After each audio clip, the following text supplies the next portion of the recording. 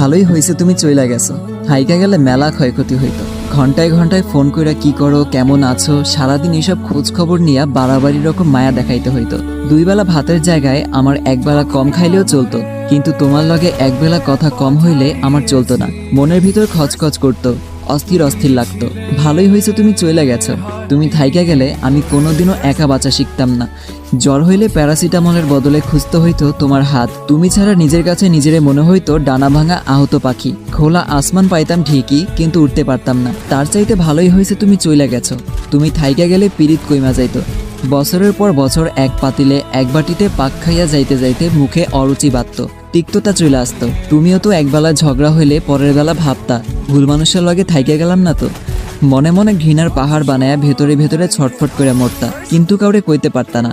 খারাপ লাগতো, পলাইতে চাইতা, কিন্তু পারতা না।